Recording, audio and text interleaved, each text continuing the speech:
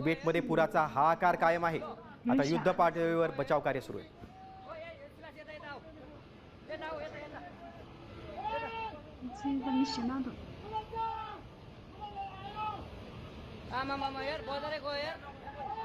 आपण ही तिबेटमधील दृश्य बघतोय। तिबेटमध्ये अक्षरशः प्रलय आल्यासारखी स्थिती झालेली आहे। पुराचा हाहाकार आहे। पुराचा मोठा फटका रहिवाशांना बसलाय। इमारतीच्या इमारती, वाहनं या पुरामध्ये वाहून गेलेली आहेत। त्याची दृश्य आपल्याला हे भीषणता दर्शवत आहेत।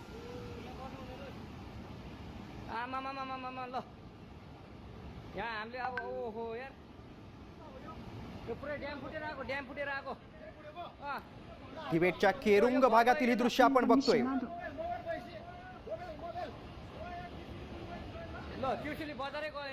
आपण अधिक माहिती घेऊ आमचे प्रतिनिधी शिवाजी शिंदे यांच्याकडनं। शिवाजी, अक्षरशः तिबेटमध्ये प्रलय आलाय की काय, अशी ही दृश्य आहेत, काय स्थिती आहे?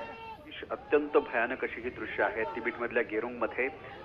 पुराचा जो भयानक दृश्य आपल्याला दिसत आहेत, अनेक लोक आहेत ती सैरावरा पळत होती अशा परिस्थितीमध्ये। जिथे जे गाड्या उभ्या होत्या त्या सगळ्या गाड्या तहेस नहेस झालेल्या आहेत। अक्षरशः त्या गाड्या डुबून गेलेल्या आहेत, कुठे दिसेनासे झालेत अशी स्थिती तिबेटमध्ये आहे। हीच भयानक स्थिती जवळपास नेपाळमध्ये सुद्धा आहे। नेपाळमध्ये सुद्धा जवळपास 10-12 हेलिकॉप्टर रेस्क्यूसाठी लावलेले आहेत।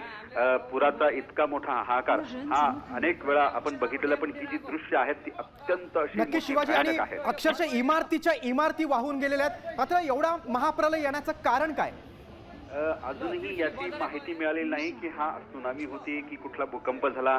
अचानक हे पुराचं पाणी वाढलंय याचा अंदाज तिथल्या सरकारला किंवा तिथल्या विभागालाही नव्हता। जवळपास जर माहिती घेतली तर आता आपण तर जवळपास भारतातलेच 105 पर्यटक जे आहेत नेपाळमध्ये ते सुद्धा या सगळ्या गायब असल्याची माहिती मिळते।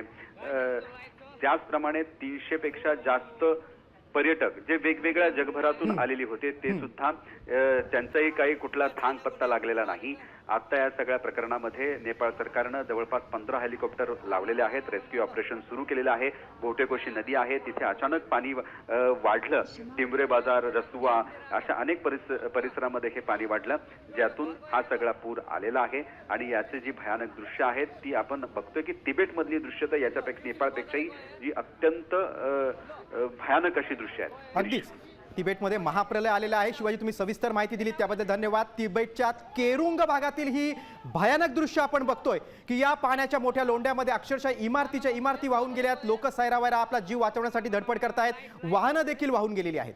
15 हेलिकॉप्टरच्या मदतीने आता बचाव कार्य सुरू झालेलं आहे।